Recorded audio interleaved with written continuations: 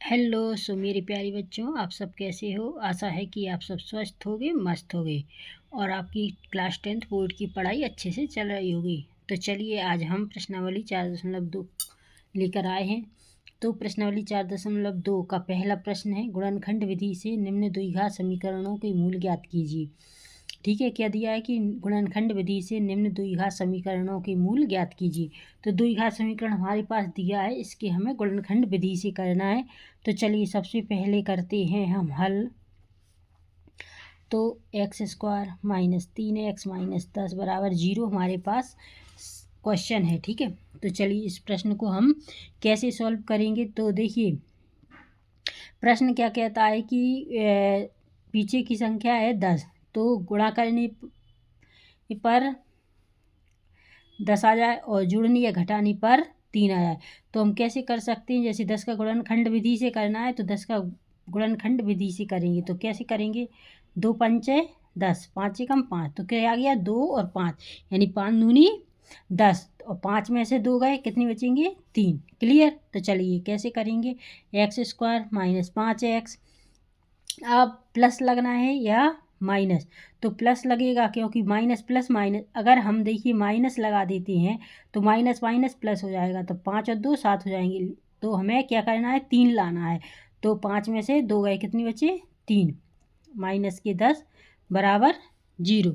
तो ये हो गया। अब हमें क्या करना है, इसके हमें x² है तो x हम कॉमा ले लेंगे, एक x आ जाएगी, माइनस के 5 2 आ जाएंगे, तो माइनस के x - 5, ठीक है, बराबर 0।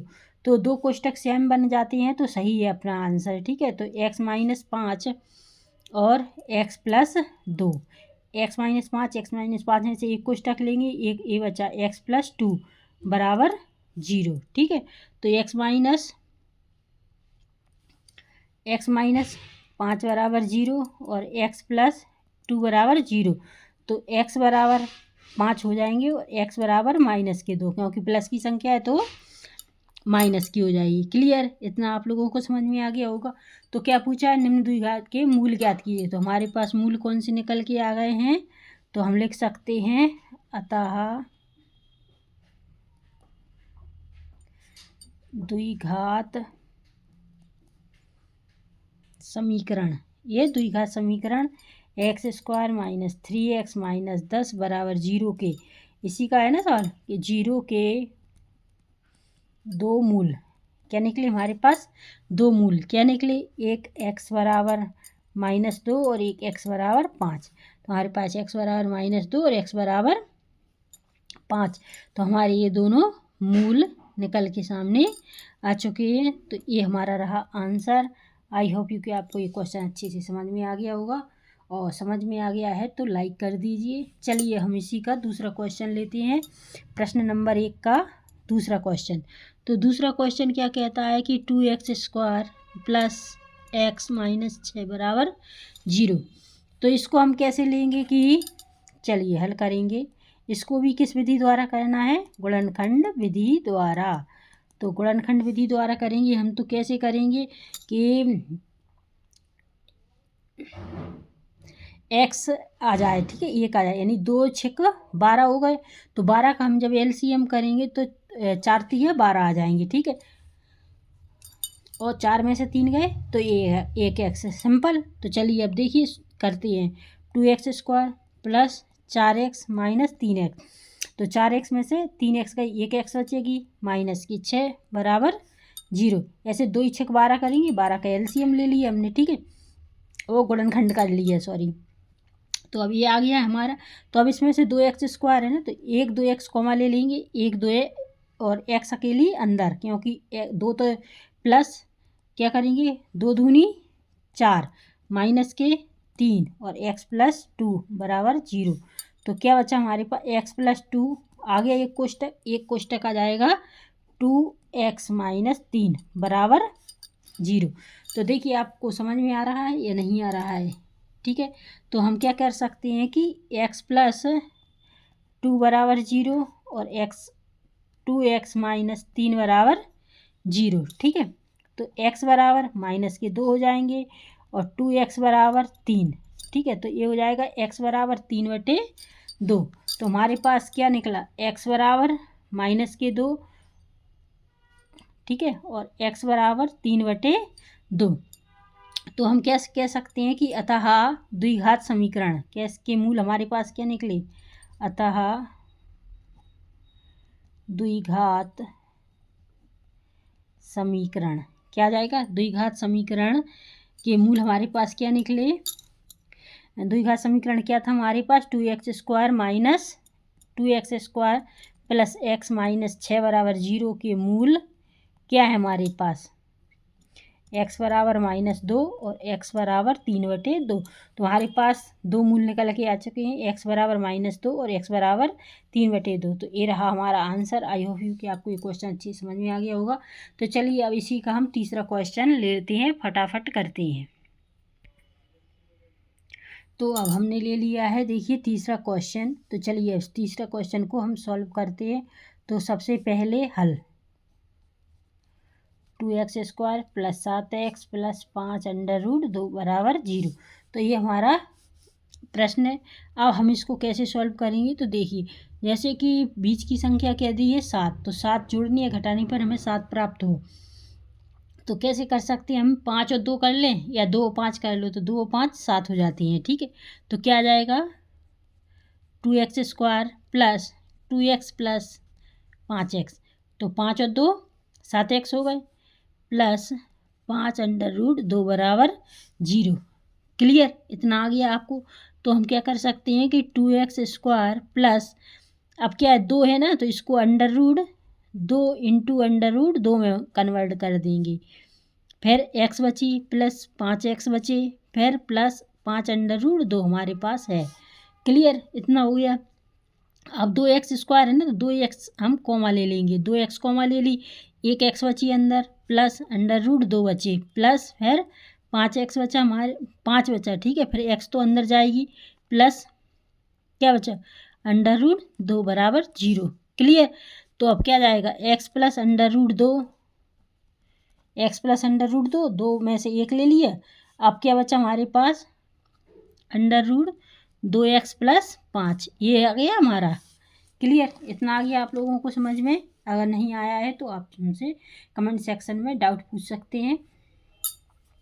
तो चलिए ये आ चुका है। अब हमें क्या करना है, x + √2 और √2x + 5 बराबर 0 निकला। तो हमारे पास क्या आ जाएगा, x + √2 बराबर 0 और 2x √ +5 बराबर 0, ठीक है। तो कैसा करेंगे हम कि x बराबर माइनस के √2 हो जाएंगे प्लस की है, और ये हो जाएंगे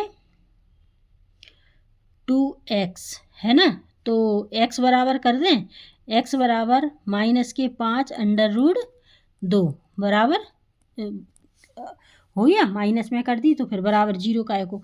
तो आप क्या कह सकते हैं कि हम अतः द्विघात समीकरण हमारे पास क्या निकल के आ गया, x के मान निकल आए ना। तो क्या कहेंगे हम, अतः द्विघात समीकरण, समीकरण क्या है हमारे पास, 2x², देखिए √ +7x + 5 √2 बराबर 0 के दो मूल निकले ना, माइनस √2 और क्या निकला, और x बराबर निकले, है ना। तो x बराबर -5 √2, तो ये रहा हमारा -5 √2। तो ये रहा हमारा आंसर। तो आई होप कि आपको ये क्वेश्चन अच्छी से समझ में आ गया होगा, और अगर कोई भी डाउट है तो आप हमसे कमेंट सेक्शन में पूछ सकते हैं। तो चलिए अब हम इसी का चौथा क्वेश्चन ले लेते हैं। 3 क्वेश्चन हो चुके हैं, अब हमारे चौथा नंबर आ गया है। तो 2x² - x + 1/8 बराबर 0। तो देखिए एक आपका क्वेश्चन है, तो इसको भी क्या करना है, पहले गुणनखंड करना है, फिर इसके बाद हम, चलिए 2x², ये हमारा प्रश्न है। तो चलिए अब हम प्रश्न को कैसे सॉल्व करेंगे, अभी बटे में दिए तो हम इसका 3 गुणा कर लेंगे। 8 का 2x में दे 2x में देंगे, 8 का x में देंगे और 1 का है ही, तो 8 दूनी 16x² माइनस 8 एकम 8x प्लस 1 बराबर 0। तो अब इसको देखिए कैसे तोड़ेंगे हम कि 4 और 4 8 कर देंगे और 4 चौको 16 हो जाएगा। कितना जाएगा?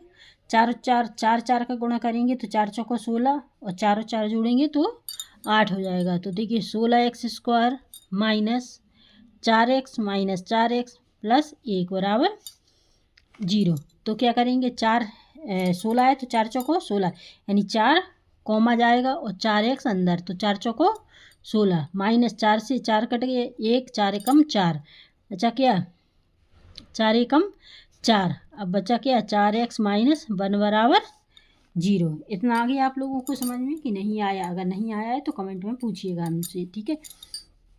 तो देखिए 4 4 कॉमा ले लिए तो 4 चौको 16 हो गया, तो 4 एकम 4 फिर 4 एकम 4 मतलब 4 से 4 में भाग देंगे तो 1 और फिर वही कोष्टक आ जाएगा, ठीक है। तो 4x माइनस 1 और 1 आ जाएगा 4x माइनस 1। देखिए 4x माइनस 1 और 4x माइनस 1, तो ये हो गया हमारा क्लियर। इतना आ गया आपको समझ में? तो 4x माइनस 1 बराबर 0 और 4x माइनस 1 बराबर 0। तो क्या कर सकते हैं हम कि 4x बराबर 1 और 4x बराबर 1, ठीक है। तो x बराबर 1/4 और x बराबर 1/4। तो देखिए दोनों के मान सेम निकले, प्लस ही प्लस में निकले ना, तो हम कह सकते हैं कि अतः द्विघात समीकरण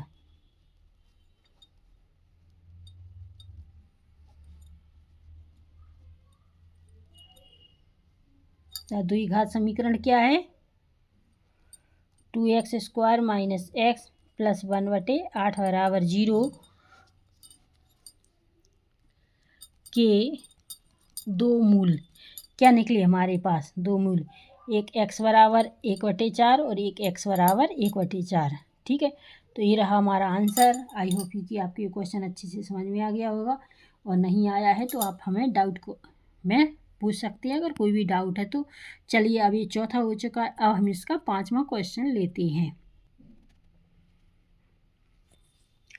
तो देखिए ये है आपका प्रश्न 5वां। तो चलिए अब हम इसे हल करते हैं। तो जब हल करेंगे तो हमको सवाल तो पहले लिखना ही पड़ेगा, है ना। तो हमने क्वेश्चन को लिख लिया है।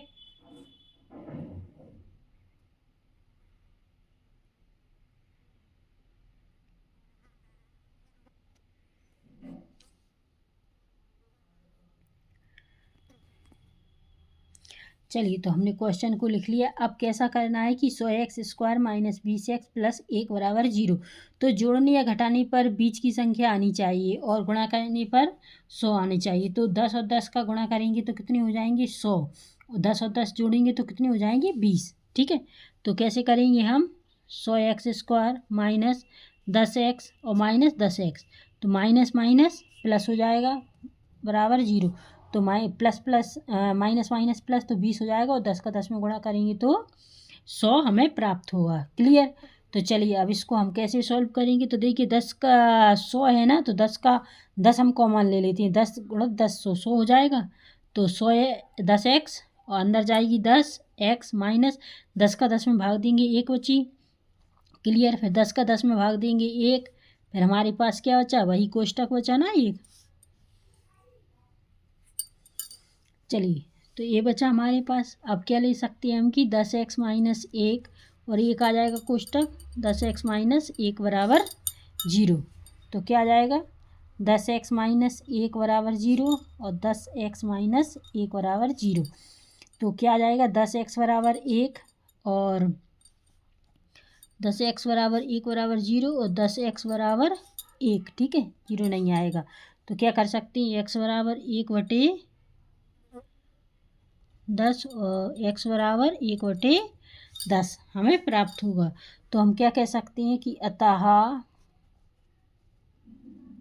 द्विघात समीकरण क्या जाएगा 100x² माइनस 20x प्लस 1 बराबर 0 के मूल क्या निकले हमारे पास या तो ऐसा ही लिख लो या ऐसा लिख लो, कोई बात नहीं है, जैसा भी आपको लिखना है तो लिख सकती है। तो x बराबर 1/2 और x बराबर 1/10, सॉरी x बराबर 1/10 और x बराबर 1/10। तो ये रहा हमारा आंसर।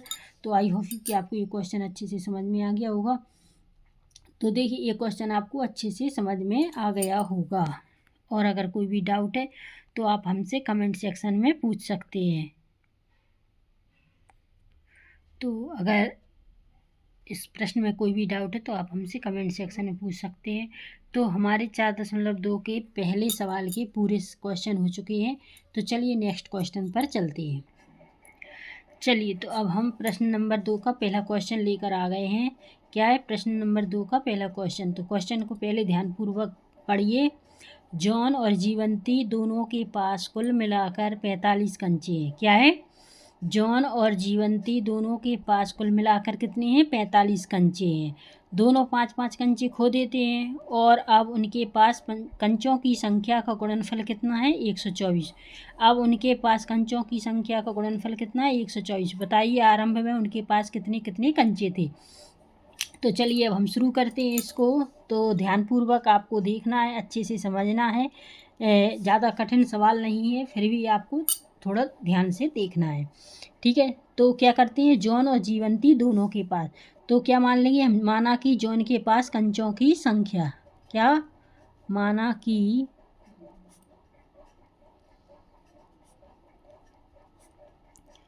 जॉन के पास किसकी संख्या? कंचों की संख्या। ठीक है, कंचों की संख्या क्या है? x।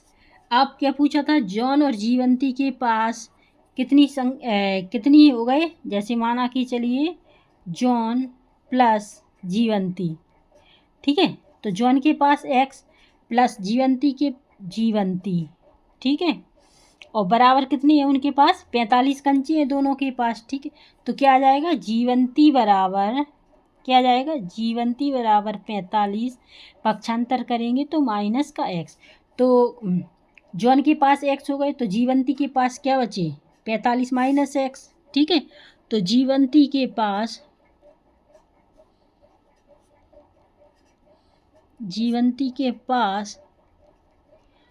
कंचों की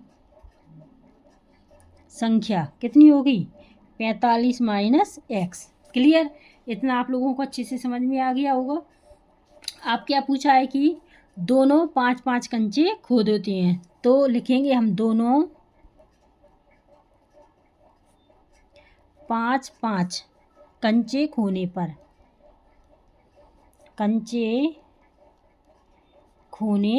पर, ठीक है, दोनों 5-5 कंचे खो देते हैं। तो जॉन के पास कंचों की संख्या क्या आ जाएगी? जॉन के पास कंचों की संख्या, तो जॉन के पास कंचों की संख्या क्या आ जाएगी? x minus 5। ठीक है, 5 कंचे खो दिए जॉन ने तो माइनस में आ गए। और जीवंती के पास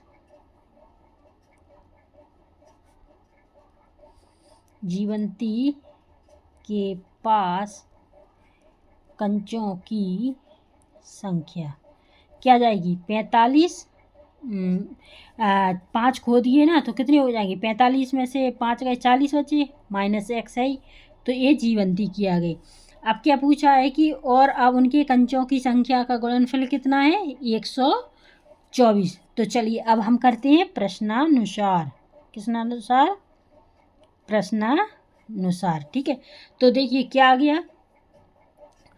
x माइनस 5, ठीक है, और आ जाएगा 40 माइनस x। दोनों का गुणनफल कितना है? 124। क्लियर? तो चलिए अब इस कोष्टक में हमको गुणा करना है। तो x का 40 में करेंगे तो क्या जाएगा? 40x, फिर x का करेंगे x में तो प्लस x है और माइनस x, तो माइनस और प्लस माइनस हो जाते हैं तो x²। अब माइनस 5 का करेंगे 40 में तो 4×5 20, यानी कि कितने हो जाएंगे? 200 माइनस के। ठीक है, और माइनस माइनस प्लस, तो माइनस 5 का माइनस x में तो 5x प्लस के बराबर 124। ठीक है, ये हो चुका है। अब हम क्या करेंगे? देखिए x की संख्या और वर्ग की संख्या हमको अलग अलग करनी है। तो देखिए पहले है 40x और प्लस के 5x, तो 40 और 5 कितने हो गए, 45x हो जाएंगे। Minus x square minus 200।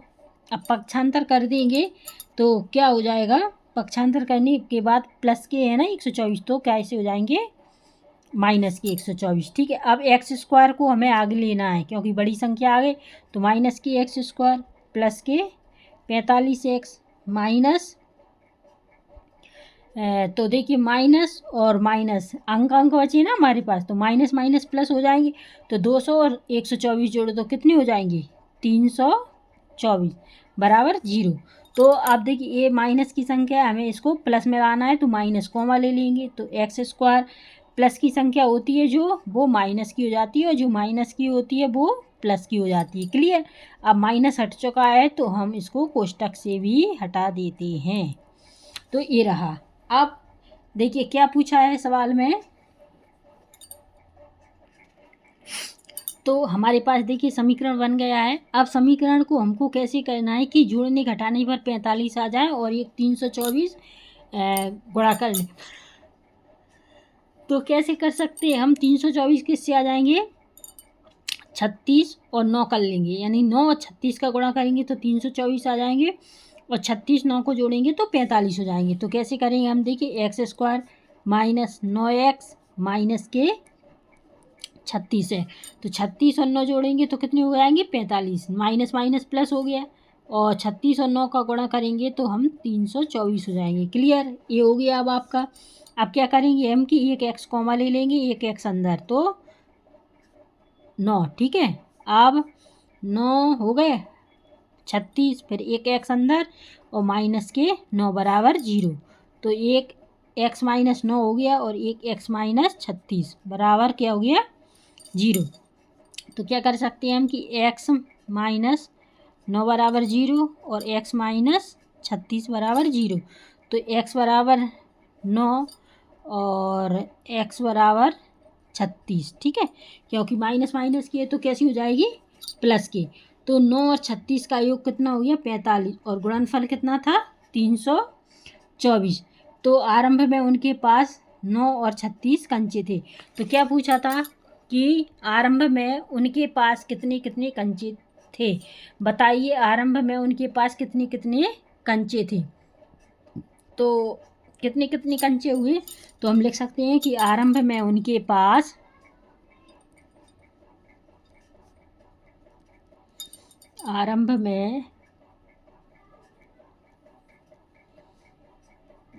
इनके पास कंचों की संख्या है ना, कंचों की संख्या पूछी, कंचों की संख्या कितनी थी, 9 और 36 थे।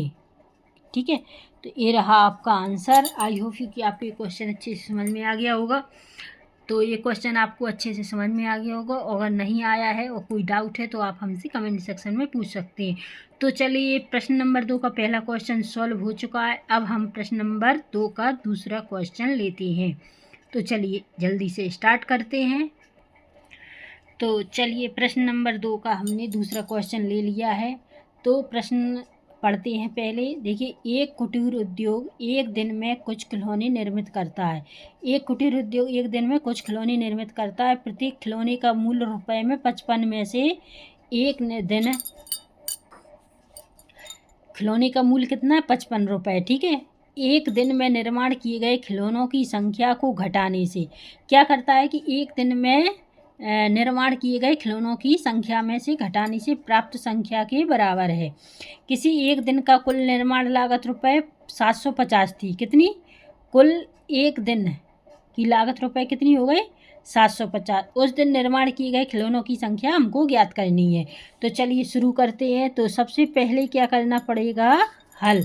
तो क्या है देखिए, कुटीर उद्योग एक दिन में, तो माना कि किसी एक दिन निर्मित खिलौनों की संख्या क्या मान लेंगे हम, x। ठीक है, माना कि एक दिन में क्या हो जाएगा, एक दिन में निर्मित है ना, निर्मित क्या जाएगा, खिलौनों की संख्या, क्या मान लेंगे हम, x। ठीक है। फिर प्रत्येक खिलौने का मूल्य 55 में से एक दिन में निर्माण किए गए, एक दिन, तो क्या जाएगा, प्रत्येक खिलौने का मूल्य क्या जाएगा, प्रत्येक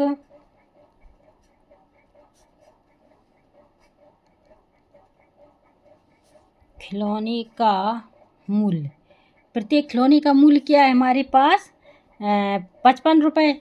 ठीक है, 55। तो अपन ने क्या करना है, एक दिन घटा दिए, -x घट गई। अब क्या करना है, हमें खिलौने का मूल्य निकालना है। तो चलिए हम कैसे निकालेंगे खिलौनों का मूल्य।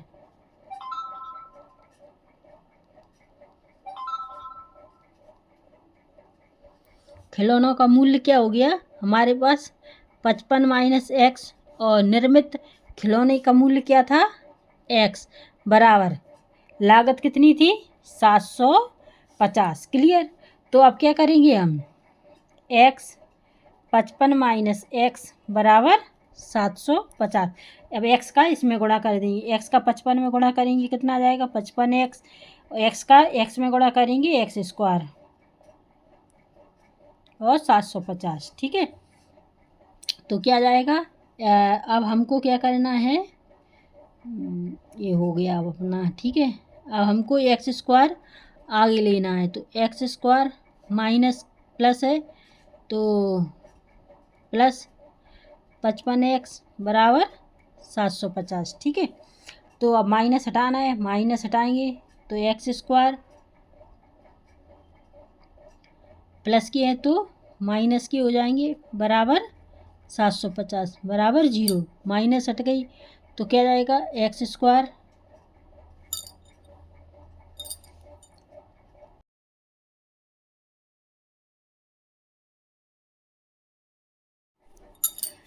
तो अब जब हम इसका माइनस हटा देते हैं तो माइनस कॉमा ले लिया है।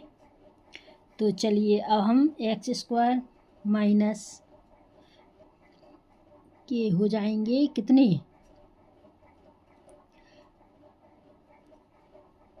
55x, और ये माइनस के हैं। ठीक है। तो ये प्लस के 750 बराबर 0। क्लियर। इतना आप लोगों को अच्छे से समझ में आ गया होगा। तो ये हमारा देखिए समीकरण बन चुका है। अब समीकरण बन चुका है तो हमको क्या करना है कि गुणा करने पर 750 आने चाहिए, जोड़ने या घटाने पर 55 होना चाहिए। जैसे गुणनखंड करना है ना, तो कैसे करेंगे हम, 30 और 25 जोड़ेंगे तो कितने हो जाएंगे, 55 हो जाएंगे, और 30 और 25 का गुणा करेंगे तो 750 हो जाएंगी। क्लियर। क्या करेंगे, 30 और 25 जोड़ेंगे तो कितने हो जाएंगे, 55, और 30 और 25 जोड़ेंगे तो कितने हो जाएंगे, 30 और 25 का गुणा करेंगे तो 750। तो x² माइनस क्या करेंगे, 25x माइनस 30x, तो 25 और 30 जोड़ेंगे तो कितने हो जाएंगे, 55, और 30 और 25 का गुणा करेंगे तो 750 बराबर 0। ठीक है। तो अब चलिए अब हम इसको कैसे सॉल्व करना है कि अब x वर्ग है ना, तो x कॉमा ले लेंगे, तो एक x अंदर, माइनस के 25, अब क्या बचा, माइनस के 30, और x माइनस 25 बराबर 0। तो x माइनस 25 और एक कोष्टक में जाएगा x माइनस के 30 बराबर 0। ठीक है। तो x माइनस 25 बराबर 0 और x माइनस 30 बराबर 0। तो x बराबर कितने आ जाएंगे, 25, और x बराबर 30, क्योंकि माइनस माइनस की संख्या है तो कैसी हो जाएगी, प्लस की संख्या।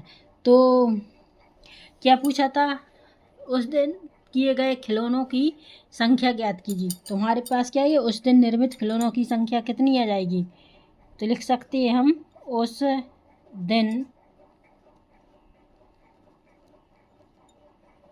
खिलौनों की निर्मित संख्या, उस दिन खिलौनों की निर्मित संख्या क्या है, 25 और 30 है। ठीक है। तो उस दिन हमारे पास निर्मित खिलौनों की संख्या कितनी हो गई, 25 अथवा 30 है। तो ये रहा आपका आंसर। तो आई होप यू कि आपके क्वेश्चन अच्छे से समझ में आ गया होगा। तो ये क्वेश्चन आपको अच्छे से समझ में आ गया होगा। अगर कोई भी डाउट है तो आप हमसे कमेंट सेक्शन में पूछ सकते हैं। तो चलिए अब हम नेक्स्ट क्वेश्चन लेते हैं। तो चलिए हमने तीसरा क्वेश्चन ले लिया है। क्वेश्चन क्या कहता है, ऐसी दो संख्याएं ज्ञात कीजिए जिनका योग 27 हो और गुणनफल 182 हो। तो चलिए हम इसको शुरू करते हैं। शुरू करने से पहले हल, ठीक है। क्या कहता है कि ऐसी दो संख्याएं ज्ञात कीजिए। तो दो संख्याएं ज्ञात करना हमें जिनका योग कितना हो, 27 हो और गुणनफल 182 हो। तो माना कि पहली संख्या क्या होगी, पहली संख्या x मानेंगे और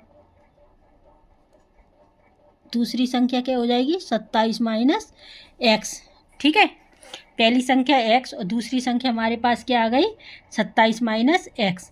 अब दो संख्याएं ज्ञात करना है जिनका योग 27 हो और गुणनफल 182 हो। तो क्या आ जाएगा हमारे पास, x और 27 माइनस x, इनका योगफल कितना है, गुणनफल कितना है, 182। अब हम इस कोष्टक x का इस कोष्टक में गुणा कर लेंगे। तो चलिए कैसे गुणा करना है, x का करेंगे हम 27 में पहले, ठीक है। तो 27x आ जाएगा, कितना आ जाएगा, 27x, और x का x में करेंगे माइनस x में करेंगे तो x² बराबर 182। क्लियर। अब हमको क्या करना है कि x² पहले लिखना है, फिर 27x। तो हम पहले करेंगे 27x माइनस x² बराबर के बाद की संख्या कैसी है, प्लस की है तो कैसी आ जाएगी, माइनस के 182 बराबर 0। तो चलिए minus x² plus 27x minus के 182 बराबर 0, ठीक है। अब हमको इसका ऋणात्मक हटाना है, तो ऋणात्मक हटाएंगे तो माइनस कॉमा ले लेंगे, ठीक है। माइनस प्लस की संख्या है वो कैसी हो जाएगी, माइनस की, और माइनस की संख्या है वो कैसी हो जाएगी, प्लस की।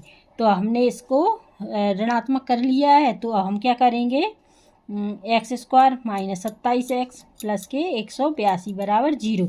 तो अब देखिए क्या करना है कि हमें गुणनफल करना है। गुणनखंड करेंगे तो क्या जाएगा कि जोड़ने या घटाने पर 27 आ जाए और गुणा करने पर 182 आ जाए। तो हम क्या कर सकते हैं कि 13 और 14 ले लेते हैं।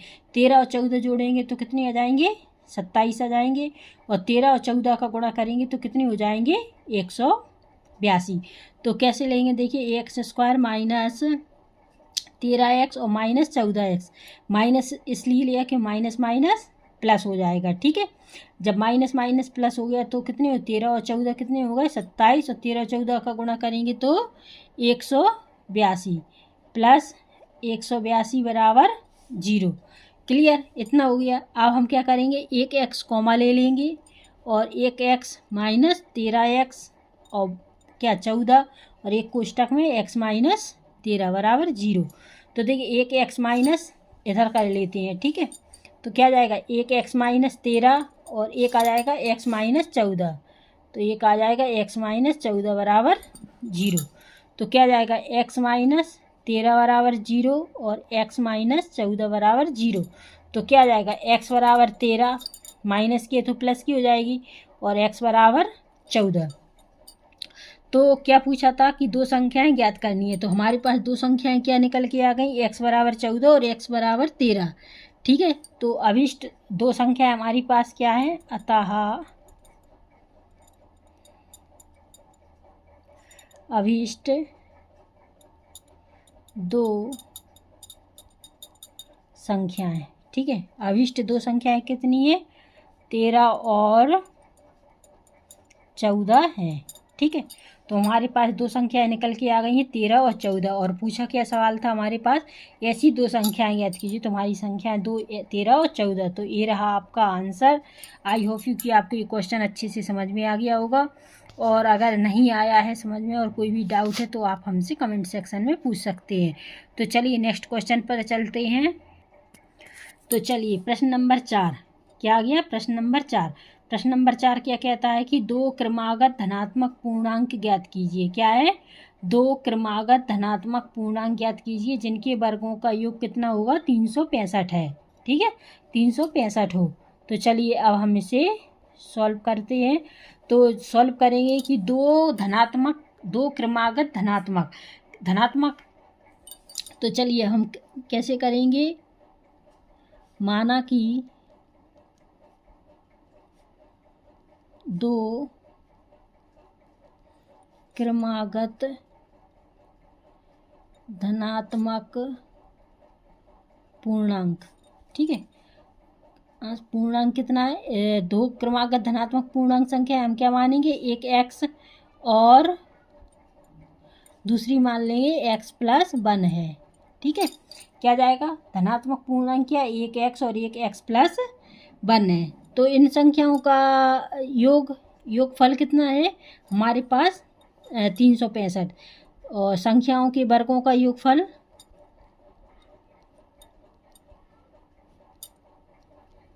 के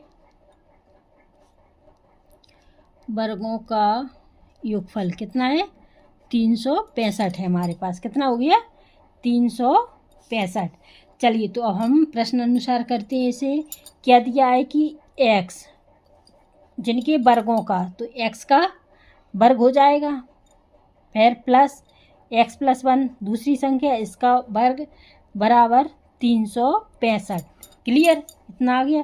तो चलिए देखिए x+1 का होल वर्ग है, तो x+1 कितनी बार आ जाएंगे, 2 बार, x+1 और एक x+1। तो इसको हम a+b के होल वर्ग के में तोड़ेंगे, तो x² प्लस, देखिए x का x में जाएगा तो x वर्ग, 2 का x में जाएगा तो 2x+1 बराबर 365। तो देखिए x² प्लस x² कितने हो जाएंगे, 2x² हो जाएंगे, 2x² प्लस 2x+1। अब 365 को पक्षांतर करेंगे, प्लस की संख्या है तो कैसी आ जाएगी, माइनस की। 365 बराबर 0, तो 2x² प्लस 2x, अब देखिए प्लस का 1 और माइनस के 365, तो घटेंगे, एक में से 365 गए, कितने बचेंगे, 364। कैसे बचेंगे, माइनस की, क्योंकि छोटी संख्या में से बड़ी संख्या को घटा रहे हैं। तो 364 बराबर 0।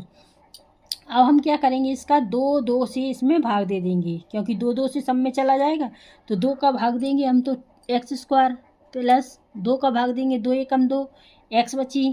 क्लियर, फिर 2 का इसमें देंगे, 3 है तो 2 एकम 2, 3 में से 2 का 1, 16 हो गए, तो 2 8 16, 2 दूनी 4 बराबर 0। तो x² प्लस x माइनस 182 हमारे पास समीकरण बनकर तैयार हो चुका है। तो अब इसको क्या करना है कि योग निकालना है हमें, तो क्या करना है कि इसको हम जोड़ने या घटाने पर 1 आ जाना चाहिए, और गुणा करने पर 182। तो हम सिंपल है कर देते हैं, 14 और 13, 14 गुणा 13 करेंगे तो 182 हो जाएगा, और 14 में से 13 घटा देंगे तो 1 बचेगा।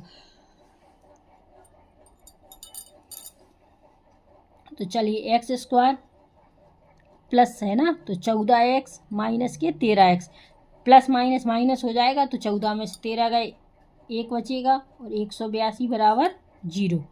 तो x क्या करेंगे, x कॉमा ले लेंगे, x प्लस कितने आ जाएंगे, 14 और माइनस के 13 और x+14 बराबर 0। तो x प्लस 14 और 1 आ जाएगा x माइनस 13 बराबर 0 हो जाएगा। तो क्या बचा हमारे पास, x प्लस 14 बराबर 0 और x माइनस 13 बराबर 0, ठीक है। तो x बराबर प्लस की संख्या है वो कैसी हो गई, माइनस में, और जो माइनस की संख्या है वो प्लस में। तो x बराबर माइनस की 14 और x बराबर 13 हमारे पास निकल के सामने आ चुका है। तो एक धनात्मक पूर्णांक संख्या और एक ऋणात्मक संख्या है। तो क्या धनात्मक पूर्णांक x था, तो हमारे पास धनात्मक संख्या कितनी है, x है, और ऋणात्मक संख्या कितनी हो गई, 14। चलिए इधर ही हम आपको बता देते हैं। तो कैसी हो गई, धनात्मक संख्या क्या है, x बराबर 13। तो हमारे क्या निकालना है, तथा x+1 इसको निकालना है। तो x बराबर कितनी है, 13 + 1, तो 13 और 1 14। तो हमारी दो धनात्मक संख्याएं कौन सी हो गई, 2 क्रमागत धनात्मक पूर्णांक कितनी हो गई हमारे पास, 13 और 14 है ना, 13 और 14 है। तो ये रहा आपका आंसर। आई होप यू कि आपको ये क्वेश्चन अच्छे से समझ में आ गया होगा। और अगर कोई भी डाउट है तो आप हमसे कमेंट सेक्शन में पूछ सकते हैं। तो चलिए नेक्स्ट क्वेश्चन में आपसे हम फिर मिल रहे हैं। तो चलिए नेक्स्ट क्वेश्चन फिर ले लेते हैं हम। तो चौथा क्वेश्चन हमारा सॉल्व हो चुका है। चलिए पाँचवा क्वेश्चन करते हैं। तो चलिए प्रश्न नंबर 5। प्रश्न नंबर 5 क्या कहता है कि एक समकोण त्रिभुज की ऊंचाई इसके आधार से 7 सेंटीमीटर कम है। यदि कर्ण 13 सेंटीमीटर का हो तो अन्य दो भुजाएं ज्ञात कीजिए। तो चलिए हम क्या करना है कि एक समकोण त्रिभुज की ऊंचाई, तो क्या मानेंगे हम, समकोण त्रिभुज की ऊंचाई उसके आधार से 7 सेंटीमीटर कम है। तो माना कि समकोण त्रिभुज का आधार, तो सबसे पहले हल, तो माना कि समकोण त्रिभुज का आधार लेंगे।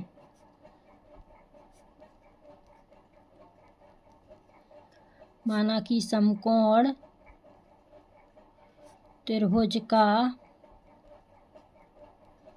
आधार क्या है, x सेंटीमीटर, ठीक है, तथा उसकी ऊंचाई इसके आधार से 7 सेंटीमीटर कम है। तो ऊंचाई कितनी हो गई, तथा ऊंचाई कितनी है, 7 सेंटीमीटर कम, तो कम माने माइनस, ठीक है, सेंटीमीटर, ऊंचाई x माइनस 7 सेंटीमीटर है। तो चलिए जब 7 सेंटीमीटर, तो यदि कर्ण 13 सेंटीमीटर है तो अन्य दो भुजाएं हमें ज्ञात करना है। तो कर्ण हमारे पास है, तो अन्य दो भुजाएं क्या करना है, आधार और ऊंचाई। तो चलिए समकोण त्रिभुज में, चूंकि समकोण त्रिभुज में, ठीक है, तो समकोण त्रिभुज यानी पाइथागोरस प्रमेय से करेंगे हम। तो कर्ण का वर्ग क्या जाएगा, कर्ण का वर्ग बराबर क्या जाएगा, आधार का वर्ग प्लस ऊंचाई का वर्ग। क्लियर। तो चलिए अब हम इसको देख, कर्ण हमारे पास क्या है 13 सेंटीमीटर, तो 13 का वर्ग बराबर आधार क्या है हमारे पास, आधार क्या था x, तो x का वर्ग प्लस ऊंचाई कितनी है x माइनस 7 का वर्ग। इतना हो गया। तो चलिए अब हम इसको कैसे करते हैं, देखिए वर्ग से वर्ग काट, तो 13 13 169 हो जाएगा, बराबर क्या हो जाएगा, 13 13 169। तो इस पर वर्ग है, तो हम क्या करेंगे, x का वर्ग प्लस x माइनस 7 का होल वर्ग। क्लियर। तो 169 बराबर एक्स स्क्वायर, इसको हम कैसे, x माइनस 7 दो बार हो गए, तो इसको हम कैसे a माइनस बी के होल वर्ग में तोड़ेंगे। तो कैसे तोड़ेंगे, तो देखिए x का x में, तो x वर्ग, ठीक है, माइनस 7 का माइनस 7 में 7 सतैया नहीं, 7 दूनी 14, तो कैसे आ जाएंगे 14x, फिर 7 का 7 में यानी 7 सतैया 49, तो प्लस की 49। क्लियर। इतना आ गया आपको समझ में। तो हम क्या कर सकते हैं कि देखिए एक्स स्क्वायर और एक्स स्क्वायर कितने हो जाएंगे, इनको जोड़ दो, एक्स स्क्वायर और एक्स स्क्वायर कितने हो गए 2x स्क्वायर। तो पहले लिख देते हैं 2x स्क्वायर, फिर माइनस के 14x प्लस के 49, पक्षांतर कर रहे हैं तो प्लस के 169 है, तो कैसे हो जाएंगे माइनस के 169 बराबर 0। ये हमारा समीकरण बन गया है, ठीक है। अब इसको अभी समीकरण नहीं बनाया, अंक घटा सकती हैं अभी, ठीक है, 2x स्क्वायर माइनस 14 तो देखिए प्लस के 49 हैं और माइनस के 169 हैं, तो 49 में से 169 गए, कितने बचेंगे 120, ठीक है, बराबर 0, क्योंकि छोटी संख्या में से बड़ी संख्या घट रही तो माइनस की। अब हम इसका 2 का सम में भाग दे देते हैं, 2 एकम 2, तो एक्स स्क्वायर 2 सत्ते 14, तो 7x, 2 छक 12, 0 का 0, तो 60 बराबर 0। तो देखिए ये हमारा समीकरण बन गया है। अब क्या करना है कि जोड़ने घटाने पर 7 आ जाएं और गुणा करने पर 60 आ जाएं। क्या जोड़ने घटाने पर 7 और गुणा करने पर 60, तो कैसे कर सकते हैं हम, 12 पंचे 60 कर दो और 12 में से 5 गए 7। क्लियर। तो चलिए अब इसे हम सॉल्व, तो कैसे करना है हमें, 12 पंचे 60 और 12 में से 5 गए 7 बचेंगे, ठीक है।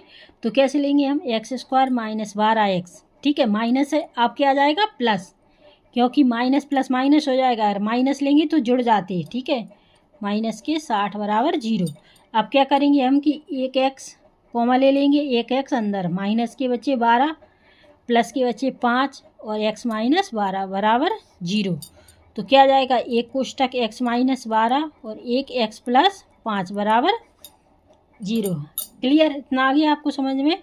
अब क्या करेंगे, x माइनस 12 बराबर 0 और x प्लस 5 बराबर 0। तो x बराबर 12, माइनस के हैं तो प्लस के हो जाएंगे और ये प्लस के हैं तो x बराबर माइनस के 5 माइनस के हो गए। ठीक है, तो अब क्या करना है कि हमको माइनस की जो 5 होती हैं वो ऋणात्मक नहीं हो सकती। तो त्रिभुज की भुजा कैसी, ऋणात्मक नहीं हो सकती। तो एक त्रिभुज की भुजा ऋणात्मक, क्या ऋणात्मक नहीं हो सकती। ठीक है, तो x माइनस 5 ऋणात्मक नहीं हो सकती। तो इसके क्या करेंगे हम, x बराबर 12 हमारे पास भुजा है। तो समकोण त्रिभुज का आधार क्या पूछा था, समकोण त्रिभुज का आधार कितना हो गया, 12 सेंटीमीटर ऊंचाई। तो चलिए हम लिख देते हैं इधर, समकोण त्रिभुज का आधार, समकोण त्रिभुज का आधार कितना हो गया, 12 सेंटीमीटर। ठीक है, अब क्या पूछा था, ऊंचाई। ऊंचाई हमारे पास क्या थी, ऊंचाई थी देखिए x माइनस 7। तो हम लिख देंगे इधर x माइनस 7। क्लियर, तो x बराबर हमारे पास क्या निकला, 12 माइनस के 7। तो 12 में से 7 गए 5। तो हमारे पास क्या निकल के आ गया, दो भुजाएं 12 सेंटीमीटर और 5 सेंटीमीटर। तो हम क्या लिख सकते हैं कि समकोण त्रिभुज की दो भुजाएं 12 सेंटीमीटर और 5 सेंटीमीटर है। तो चलिए हम इधर लिख देते हैं, तो समकोण त्रिभुज की, ठीक है, की दो भुजाएं कितनी निकली हमारे पास, एक निकली 12 सेंटीमीटर और दूसरी निकली 5 सेंटीमीटर होंगी। क्या पूछा था, हो, देखिए क्या पूछा था, ज्ञात कीजिए दो भुजाएं, अन्य दो भुजाएं ज्ञात कीजिए। तो हमारे पास दो भुजाएं कौन कौन सी निकली, एक 12 सेंटीमीटर एक 5 सेंटीमीटर। क्लियर, तो ये रहा आपका आंसर। तो आई होप कि आपको ये क्वेश्चन अच्छी से समझ में आ गया होगा। तो आपको प्रश्न नंबर 5 अच्छे से समझ में आ गया होगा। और अगर नहीं आया है, अगर कोई भी डाउट है तो आप हमसे कमेंट सेक्शन में पूछ सकते हैं। तो चलिए अब हम इस प्रश्नावली का लास्ट क्वेश्चन लेते हैं, प्रश्न नंबर 6। तो इसका 4.2 का ये लास्ट क्वेश्चन रहेगा, प्रश्न नंबर 6। तो चलिए इसे भी फटाफट से सॉल्व कर लेते हैं। तो चलिए हम प्रश्न नंबर 6 लेकर आ गए हैं। तो प्रश्न नंबर 6 आपको देखिए, देखने में बड़ा लग रहा होगा लेकिन है सरल। तो चलिए सबसे पहले हम प्रश्न को पढ़ लेते हैं। तो प्रश्न को पढ़ते हैं, ठीक है। एक कुटीर उद्योग एक दिन में कुछ बर्तनों का निर्माण करता है। क्या, एक कुटीर उद्योग एक दिन में कुछ बर्तनों का निर्माण करता है। एक विशेष दिन यह देखा गया कि प्रत्येक नंग की निर्माण लागत रुपए में, ठीक है, एक दिन देखा गया कि प्रत्येक नंग की निर्माण लागत रुपए में उस दिन के निर्माण किए गए बर्तनों की संख्या के दुगने से 3 अधिक थी। क्या थी, किए गए बर्तनों की संख्या के दुगने से 3 अधिक थी। यदि उस दिन की कुल निर्माण लागत रुपए 90 थी, मतलब उस दिन जो निर्माण किया उसकी लागत कितनी, रुपए 90 थी, तो निर्मित बर्तनों की संख्या और प्रत्येक नंग की लागत ज्ञात करना है। क्या करना है, प्रत्येक निर्मित बर्तनों की संख्या और प्रत्येक नंग की लागत ज्ञात करना है। नंग यानी एक, ठीक है। तो देखिए जैसे पहले हमने क्वेश्चन कर चुके हैं खिलौनों का, ऐसा ही एक क्या है, बर्तनों का है। तो कोई टेंशन की बात नहीं है, फटाफट से हम सॉल्व कर लेते हैं इसे। तो चलिए जल्दी से सॉल्व करते हैं। तो सबसे पहले क्या लिखेंगे, हल। तो माना एक दिन निर्मित बर्तनों की संख्या, माना कि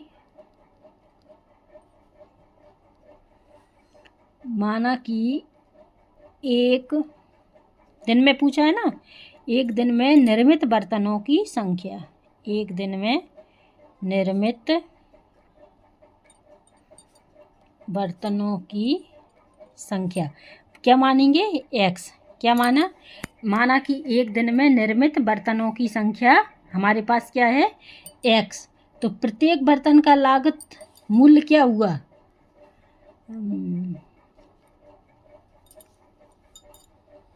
तो चलिए प्रत्येक बर्तन का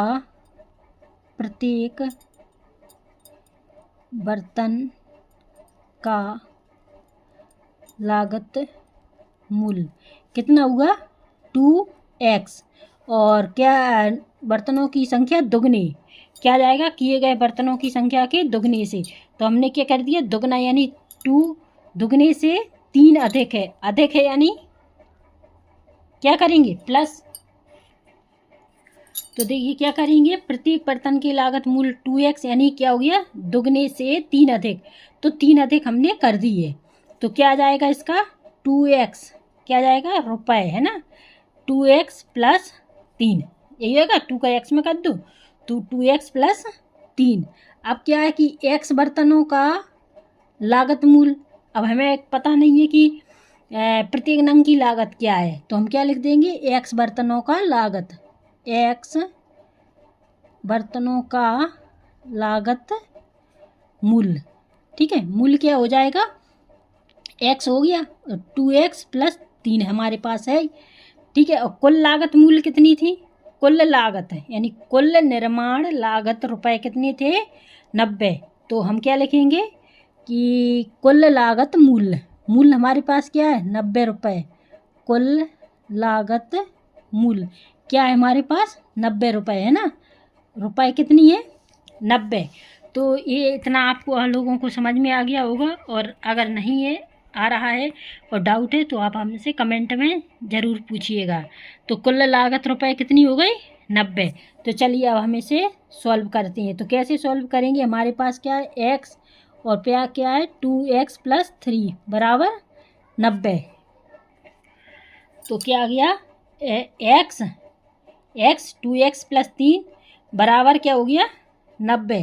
ठीक है, तो हम क्या करेंगे इस x का इस कोष्टक में गुणा कर लेंगे। तो x का इस कोष्टक में गुणा करेंगे तो क्या जाएगा 2x स्क्वायर प्लस x का 3 में, तो 3x बराबर 90।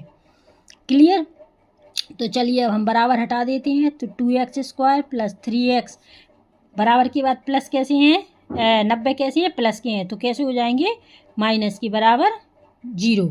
क्लियर। अब हमको क्या करना है कि 90 तो कैसे आने चाहिए, गुणा करने पर जोड़ने या घटाने पर 3 बचना चाहिए। तो कैसे करेंगे हम, जोड़ने या घटाने पर 3 और गुणा करने पर 90। तो हम कर सकते हैं 12 गुणित 15, 12 गुणित 15 करेंगे। तो चलिए कैसे करेंगे हम 2x square plus 12x plus ये कैसे थे माइनस के, तो क्या करेंगे 12x माइनस की 12x प्लस 15x यानी 12 में से 15 गए कितने बचेंगे 3, और माइनस के हमारे पास क्या है 90 बराबर 0। तो अब क्या करेंगे हम कि 2x स्क्वायर है ना, तो 2x कॉमा ले लेंगे और एक x बचेगी अंदर, माइनस के कितने बचेंगे 2 6 12 6 बचे प्लस के 15, एक कोष्टक में क्या जाएगा x माइनस 6 बराबर 0। आई होप यू कि आपको ये समझ में आ रहे होंगे। तो देखिए कैसे 2x हमने कॉमा ले ली तो बची हमारे पास एक x, माइनस के है तो माइनस लग जाएगी, 2 से 12 में हम भाग दे देंगे, 2 6 12। अब बचे हमारे पास 15, एक कोष्टक 12। ठीक है, इतना हो गया। अब क्या कर सकते हैं हम कि एक x माइनस क्या अच्छा एक x माइनस 6 कोष्टक और एक बचा 2x प्लस 15 बराबर 0।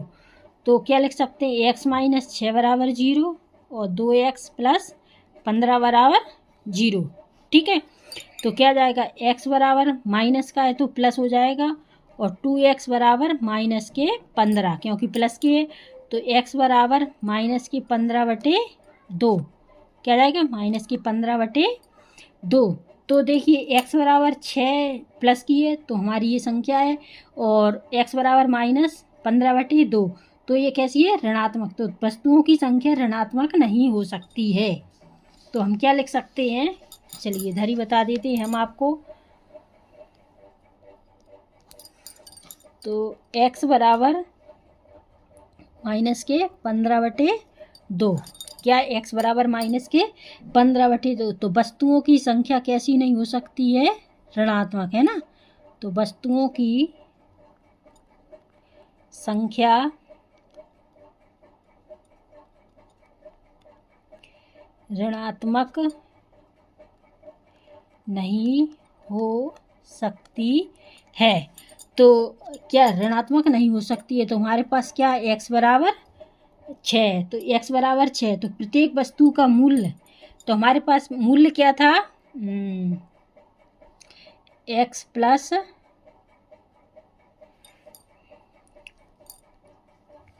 तो क्या लिख सकते हैं हम कि प्रत्येक वस्तु का मूल्य, प्रत्येक